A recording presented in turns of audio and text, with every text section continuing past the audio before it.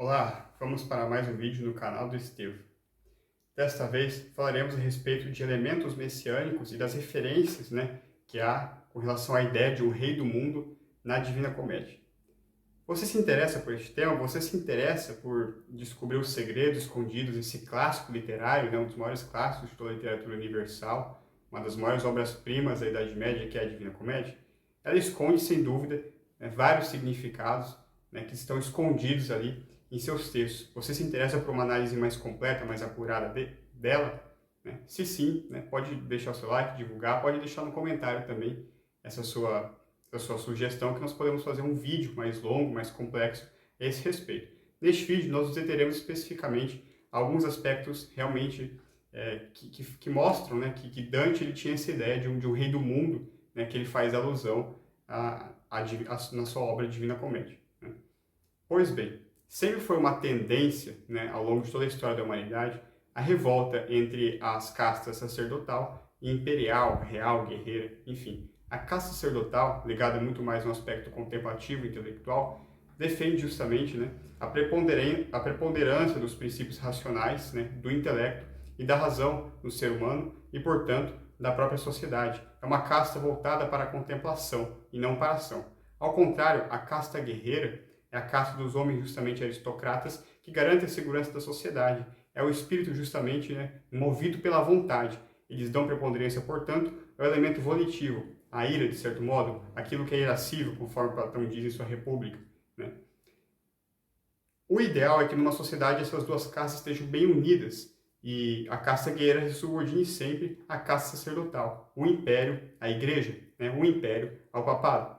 Ocorre que sempre houveram revoltas entre essas duas castas, entre essas duas tendências, entre esses dois espíritos, entre essas duas vocações, que a gente pode dizer assim, e esse conflito, justamente é o que gerou mudanças e revoluções ao longo da nossa história. E se a gente for ver, esse conflito acompanha até hoje, até o presente momento, esse conflito ele é possível de ser observado entre os intelectuais e entre os militares. Na Idade Média, por mais que fosse uma idade em que a igreja ordenava todas as coisas e era fonte de princípios e de sabedoria para toda a sociedade, não foi diferente. Nós vemos essa desarmonia na querela, por exemplo, das investiduras, ali no medievo, e posteriormente nós vamos ver essa divisão bem delimitada, essa revolta bem demarcada, sobretudo nas disputas de poder entre os guelfos e os gibelinos. Quando morre o imperador Henrique V do Sacro Império Romano Germânico, nós vamos ter uma disputa entre duas dinastias. A casa, justamente, dos Welf, apoiado pelo papado, mais próxima do papado, e a casa dos Hohenstaufen, que eram justamente senhores do castelo de Waiblingen. E daí, por isso, então, a casa dos Welf vai ficar conhecido como os Guelfos, que eram mais próximos do papado, apoiados pelo papado, na sucessão do trono do Sacro Império Romano Germânico. E a casa, justamente, dos Hohenstaufen, eram aliados ao Império, defendia a supremacia do Império sobre a Igreja, sobre Roma. Então, do Império, dos guerreiros, sobre os sacerdotes.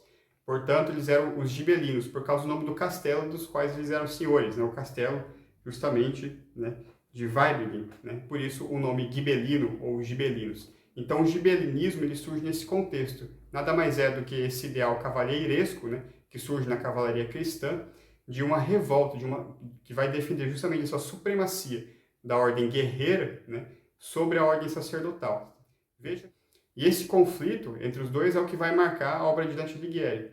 Os guelfos vão vencer, porque eles vão ter o apoio do papado, justamente, mas esse conflito não vai acabar por aí. Ele vai se estender na Itália, e na Itália também, em que pé os guelfos saiam vencedores, depois, em um momento posterior, os próprios guelfos vão ter uma divisão entre si. De um lado nós vamos ter os guelfos brancos, que nada mais é do que um gibelinismo disfarçado ali, um gibelinismo disfarçado, e os guelfos negros, que estes sim eram apoiados pelo papado. Enquanto os guelfos brancos, justamente, eles eram liderados pelo Vieri de Sercq, os guelfos negros já do lado do papado, eram liderados por Corso Donati. Então, nós tivemos essa disputa entre os Dei Sercq e os Donati. O Dante estava do lado dos Dei Sercq, estava do lado dos guelfos brancos, estava lutando, portanto, contra o papado.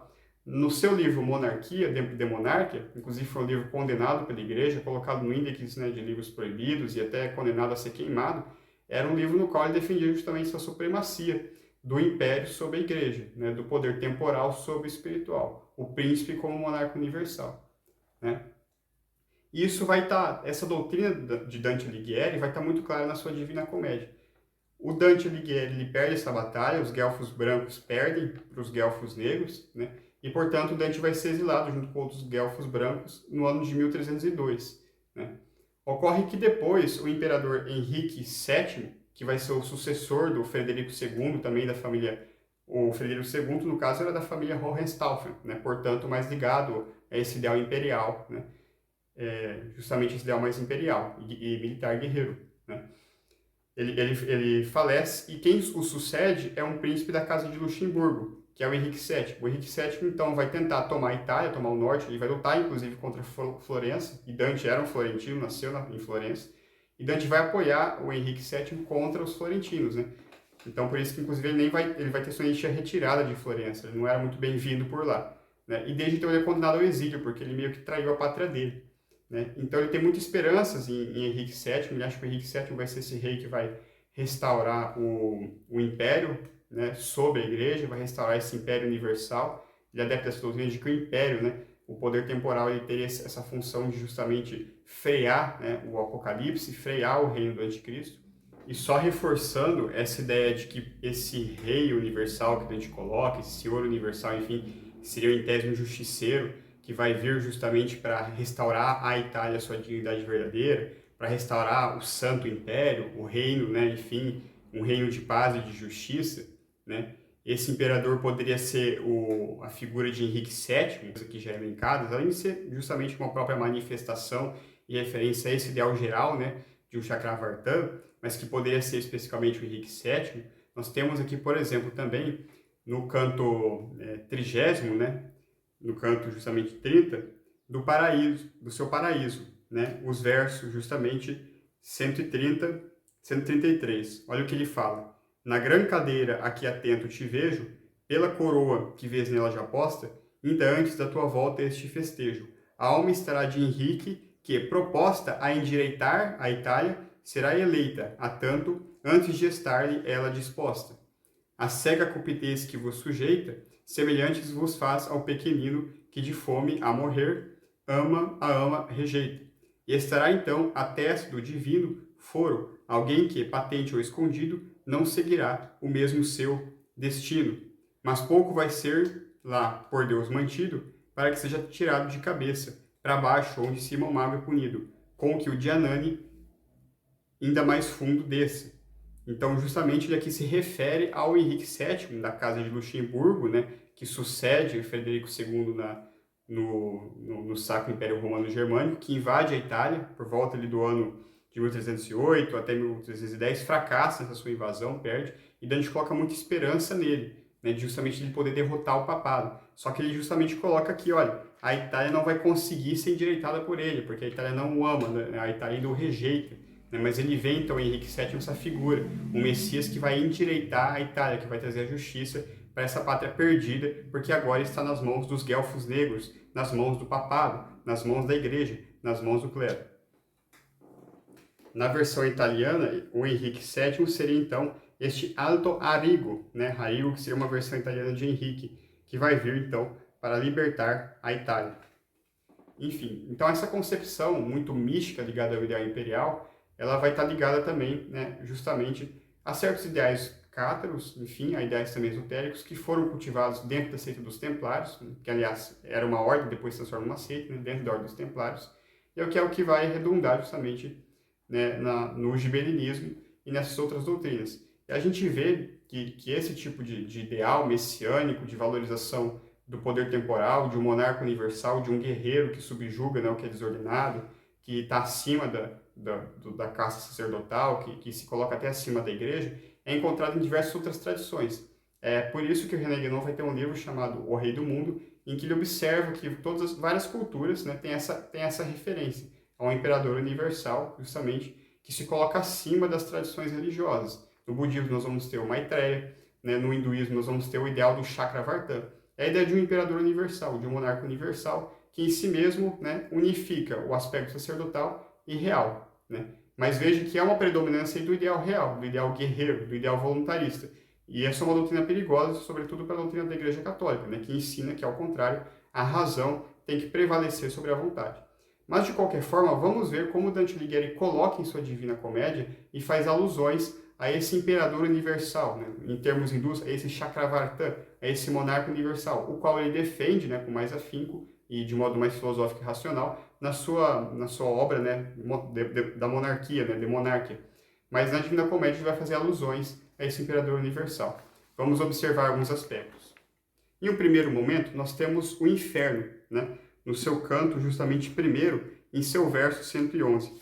Vejamos bem. A ti convém seguir outra viagem. Tornou-me ele ao me ver lacrimejando, para escapar deste lugar selvagem. Que essa fera seria a loba, né, da qual estás clamando, em seu caminho barra os viadantes, tanto os impede que acaba os matando. Seus impulsos perversos e aberrantes fazem que nada poderia saciá-la. Do pasto é mais faminta após que antes. Com animais diversos se acasala, e mais eles serão, até o lebrel chegar, para a dura morte destiná-la. Então, o que seria esse lebrel? O lebrel nada mais é do que um cão, um galgo, um cachorro. Né? Também, na versão italiana original da Divina Comédia, a minha versão é traduzida do Otto Maria Carpo, né? pelo Otto Maria Carpo, mas na versão original italiana é chamado de Veltro.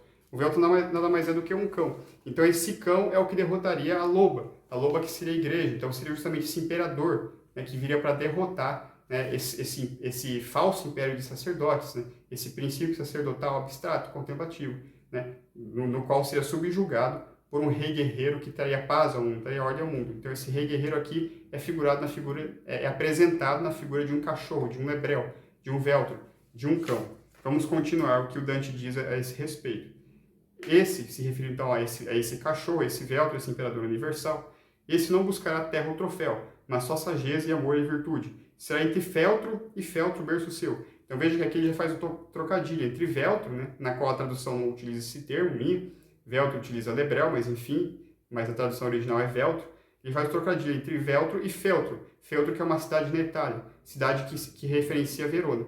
Por quê? Porque Verona era a região onde a família dos Scaliger, justamente, habitavam. E a família dos Scaliger é de onde vem justamente o Can Grande della Scala, que era o mecena, né, o apoiador, patrocinador do Dante. Essa mesma família, os Scaliger, de nobres, era uma família que costumava dar nomes de cachorros, de cães a seus descendentes. Por isso mesmo que o nome desse nome vai ser Can Grande della Scala. Então tem esse trocadilho também entre feltro, a região, e essa ideia do cão, desse cachorro, que é um símbolo também desse imperador universal. Khan, em várias línguas, né, cão, associado então a Khan, em várias línguas quer dizer poder, também quer dizer imperador. Por exemplo, Gengis Khan. Para os tártaros, o imperador é o Grão Khan, né? Então também tem muito essa relação, né, da palavra cão, que hoje a gente atribui a um cachorro, mas de ser originalmente associado a imperador, a poder, Khan, né? Justamente os imperadores dos impérios, né, do Império Tártaro eram chamados de Khans, né, os grandes Khans, os grãos Khans, né, e assim por diante. Então, novamente, esse mesmo imperador dará à infeliz Itália a plenitude, para a qual morreram a Virgem Camila, Euríalo e Turnio Niso em luta rude. Esse a escorreçará, referindo-se à loba, portanto, de vila em vila, até obrigá-la a retornar para o inferno, donde a inveja primeira quis remi-la. Portanto, para teu bem, penso externo que tu me sigas e eu te irei guiando, levar-te-ei para o lugar eterno. Então veja que então haverá um cachorro, um imperador universal, porque esse cachorro nós vimos, né, que faz alusão então ao Veltro, que é um cão é igual a Khan, né, que é o imperador dos tártaros, né, portanto seria essa figura do imperador universal que vai acabar com a loba, e a loba seria portanto a igreja. Então aqui está muito claro o gibelinismo, né, na Divina Comédia, essa ideia de o rei do mundo, o centro do mundo, né, que vai justamente vir para destruir, né, o princípio sacerdotal, né, e para subjugar justamente aqueles que são inferiores, para trazer a ordem e a paz no mundo, né? Então veja que é muito claro então esse elemento, né, essa valorização da figura do Chakravartin em Dante Alighieri na sua Divina Comédia. A gente pode passar também para o Purgatório, e a gente vai ver outra alusão a isso, no seu canto 33. O canto 33 do Purgatório, portanto, o Dante vai dizer o seguinte: nos seus versos 43 a 44, certo? Ele vai dizer o seguinte, olha, que é bem próximo eu vejo e logo narro, a estrela que chegar nos dará a vez, livre de todo obstáculo ou desgarro, em que virá um 505 e 10, por Deus movido, matar com a rameira que com ele peca, o gigante sou esse. Então, novamente, ele fala de um 505 e 10 que vai matar um gigante. Mas o que é o 505 e 10? É um número? Segundo autores, nós vamos ter aí o Ahu em seu Dante, Hérétique, Révolutionnaire, Socialiste, né? Ele vai dizer o seguinte nesse seu livro, que esse 505 e 10 formaria, na verdade, o número 515, que em números romanos, em algarismos romanos, seria justamente, formaria as letras D, X, V. Né? E o Guénon, no seu livro O Esoterismo de Dante, reproduz essa ideia do Ahu. Né? E DXV, em algarismos romanos, se a gente inverte o V do final com o X, nós vamos ter a palavra dux, né? Que traduzido para o italiano, por exemplo, por dulce, que é exatamente aquele que conduz. Né? Do termo dulce, do termo dux, também vem o termo doge, os doges de Veneza, os nobres. Então, dux é outra palavra associada à liderança, à nobreza, a um líder universal, portanto. Então, vai vir um 505 e 10, ou seja, um 515, um dux, um dulce que vai libertar a Itália. Veja como isso, inclusive, pode ser e foi utilizado, inclusive, né, porque se nós formos ver a canção Giovinezza, que é uma canção fascista, né, ela vai fazer alusões às visões de Alighieri, né? La visione de Alighieri que hoje brilha em tutti i cuori. Então, a visão de Alighieri que hoje brilha em todos os corações. E Alighieri teve uma visão de que a Itália iria conquistar justamente a região do Carnaro, né, que foi utilizada pela canção. Então, essa ideia do imperador universal que vai redimir a Itália, ou que vai redimir até mesmo o mundo, também está presente em Dante nesse verso. Então, vai vir o 505 e 10, um dulce que vai matar o gigante, né, que vai libertar a Itália, portanto, das amarras, seja da igreja, seja de outros males que ela sofre. Então, novamente, nós vemos esse elemento messiânico, né, em Alighieri, na sua Divina Comédia, um pouco escondido ali, mas, né, investigando a fundo e lendo alguns autores que compreenderam, né, a obra de Dante, a gente consegue chegar, né? A gente consegue descobrir e entender, justamente. Bom, nós temos também, por último, o canto do paraíso, né? O paraíso, aliás, no seu canto 18, o verso 78, em que o Dante fala: em seus lumes as santas criaturas, adejando no canto seu, formavam um D, um I e um L em suas figuras, que seriam as iniciais de um salmo, de Lis Justitiam a primeira, Diligite Justitiam a primeira, do céu no fundo letra a letra tinta, qui judicat terram a lindeira. Né? Então, Diligite Justitiam qui judicat terram. Né? Que é um salmo cuja tradução é amai a justiça, vós governais a terra. Então, ele está se referindo novamente a essa ideia de um governante. Né? Ele se refere, portanto, a um governante que deve amar a justiça. E se a gente for ver as iniciais D e L, que Dante faz referência, né, no seu verso aqui, 78, né, do canto justamente 18 do Paraíso, né, essas iniciais em algarismo romano também formam, né, justamente esses números, né, 551 em algarismos romanos, D, I e L, né, que é novamente, se a gente inverter o 5 pelo 1, o 515, que novamente é uma alusão ao Dux, ao Dulce, né, a esse imperador universal, a esse rei do mundo. Então vejamos que em Dante tem muito claro esse elemento messiânico, né? Esse rei do mundo também em outras tradições associado ao Prestes João. A gente for ver os Lusíadas também é uma referência ao Prestes João. Enfim, ao próprio imperador do Sacro Império Romano Germânico, Frederico II. Em Dante, isso pode ser uma alusão também devido à palavra cão, inicialmente referida no canto do inferno. Aliás, no inferno, né? Justamente no seu canto primeiro. Ao lebrel, ao cachorro, a um galgo, né? A um cão, que seria então a referência ao Can Grande de la Scala, que seria o seu patrocinador. E ainda ao Henrique VII, que seria esse imperador que nas suas invasões à Itália, que ele vai fazer, né, no ano de 1310, possivelmente poderia libertar Florença, né, dos guelfos negros, né, dos guelfos negros aliados ao Papa, libertar Florença do papado, né, que Dante via como essa loba malvada, enfim. Então, eu espero que tenha esclarecido, né, o meu vídeo tenha cumprido esse intuito de esclarecer esse elemento messiânico de Dante Alighieri, essa referência que ele faz a um Chakravartin, a um rei do mundo, né? E espero que vocês possam buscar também compreender a Divina Comédia, né, lendo esses autores. O professor Orlando Fedeli também tem artigos excelentes no site dele para vocês entenderem que, apesar de ser uma excelente obra literária, aquilo ali não era não traz uma doutrina completamente católica, né? Mas, ao contrário, esconde muitas doutrinas secretas e cátaras ali dentro, né? Pode ser um vídeo, podemos falar sobre Divina Comédia em vídeos posteriores, mas que fique claro essa relação que existe entre um reino messiânico que Dante espera, né? Queria libertar a Itália de suas mazelas, né? E justamente o seu livro, né? No seu livro, a sua Divina Comédia. Esse reino messiânico seria representado justamente pela figura do imperador, que seria Sicano, que libertaria toda a Itália. E claro que nisso há outras alusões históricas, né? Que poderiam figurar aí. A figura do rei Henrique VII, né? O seu patrocinador, o nobre Can Grande della Scala, e assim por diante.